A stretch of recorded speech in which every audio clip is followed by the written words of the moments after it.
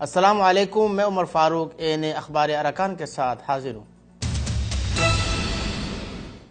Arakan Myanmar میں جہاں Rohingya مسلمان بے بسی کے ساتھ برمی فوج کی وحشیانہ تشدد گرفتاریوں کا سامنا کر رہے ہیں، وہاں ہزاروں بے گھر اور عارضی پناہ لینے والے معصوم بچے اور خواتین بارشوں اور تیز سورج کی جلد کو جھلسا دینے والے کرنوں کے لیے ناکافی چھوٹی چھوٹی جھگیوں میں انتہائی ناگفتہ حالات میں زندگی گزارنے پر مجبور ہیں۔ ان گھونسلے نما جھونپڑی میں مقیم روہنگیا مسلمانوں کو نہ مناسب غذائی اجناس میسر ہے، نہ ہی ادویات۔ ان حالات میں ان کی زندگی خود ایک بوجھ بن گئی ہے۔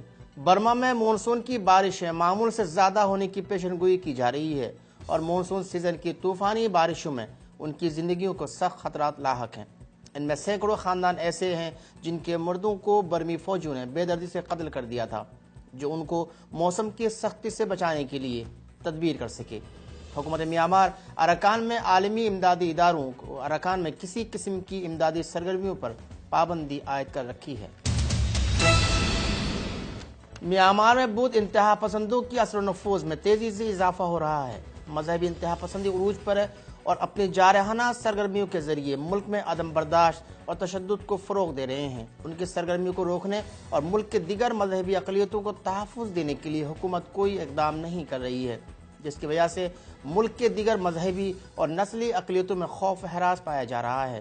گزشتہ ہفتے رنگون کے مسلمان آبادی میں مسلح حملے کے بعد پولیس نے چند شرپسندوں کو گرفتار کر لیا تھا، جبکہ وہ گرفتاری حملے کے پاداش میں نہیں کسی اور کیس کے سلسلے میں ہوئی تھی، جس کے بعد مباتا اور دیگر انتہا پسند بدھ تنظیموں نے دارالحکومت نیپیڈو میں وزارت مذہبی امور کے خلاف مظاہرے شروع کر دیے، جس میں بدھ مذہب کو تحفظ نہ دینے کا الزام لگایا گیا ہے، جبکہ حکومت اور فوج بدھسٹ انتہا پسند عناصر کو شرپسند کارروائیوں کی کھلی آزادی دے رکھی ہے۔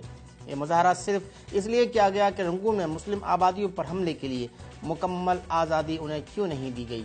اس سے ظاہر ہوتا ہے کہ اب برما کے مذہبی انتہا پسند عناصر کے لیے ان کو شرپسند سے روکنا بھی ناقابل برداشت ہے، یا یہ مظاہرہ حکومت کے اشارے پر ہوا ہے تاکہ ان مظاہروں کو جواز بنا کر ان مذہبی عناصر کو مزید کھلی آزادی دینے کے لیے راہ ہموار کی جا سکے، جو حکومت اور بدھ انتہا پسندوں کا میانمار میں ایک طے شدہ منصوبہ ہے۔ ملائیشیا کے شہر کامپونگ کالا پانڈانگ میں درجنوں روہنگیا مسلمانوں نے 300 افراد کے قبروں پر ایک اجتماعی دعائیہ تقریب کا انعقاد کیا۔ اس تقریب میں ملائیشیا کے مختلف شہروں میں رہنے والے روہنگیا مسلمان اپنے پیاروں کو بچھڑے 2 سال مکمل ہونے پر ایک طویل مسافت طے کر کے ان قبرستان میں آئے تھے، جہاں 300 روہنگیا مسلمان دفن ہیں۔ یہاں دفن ہونے والوں کا تعلق بوٹ کرائسس سے جڑی ہوئی ہے۔ آج سے 2 سال قبل برمی فوج کے مظالم سے تنگ آ کر سمندر اور پرخطر خشکی کے راستے جان بچا کر بھاگنے والے لاکھوں روہنگیا مختلف ممالک میں فرار ہوئے تھے، جن میں سے سینکڑوں لوگوں کو انسانی اسمگلرز نے اغوا کر لیا تھا۔ اغوا ہونے والوں سے بھاری تاوان طلب کیا گیا تھا اور تاوان کی عدم ادائیگی پر ایک بڑی تعداد کو تشدد کو قتل کر دیا گیا تھا۔ قتل ہونے والوں کو مختلف مقامات پر اجتماعی قبروں میں دفن کر دیے گئے تھے۔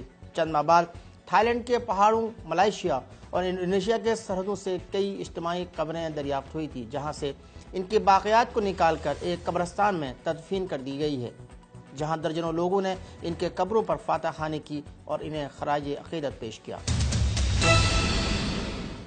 اراکان میانمار کے شہر مونگڈو اور بوتھیڈونگ کو برمی فوج نے آپریشن کے نام پر روہنگیا مسلمانوں کو قتل، تشدد اور خواتین کے آبرو ریزیوں کے ساتھ اپنے لیے کمائی کا ذریعہ بھی بنا لیا ہے۔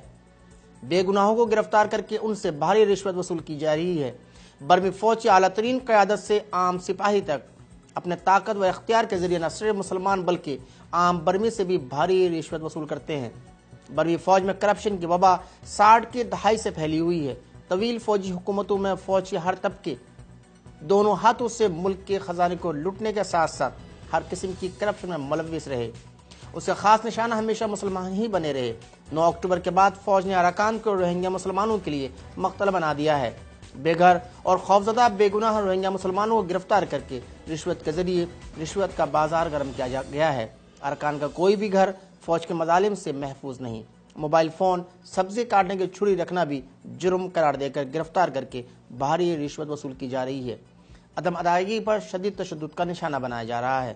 برما میں فوج کی کرپشن، لوٹ مار اور رشوت ستانی آج بھی ماضی کی طرح جاری ہے اور آنگ سان سوچی کی حکومت اسے روکنے میں مکمل طور پر ناکام ہو چکی ہے۔ یہ تھی اس ہفتے کی خاص اور اہم خبریں۔ اگلے ہفتے نئے خبروں کے ساتھ پھر حاضر ہوں گا۔ اجازت چاہتا ہوں۔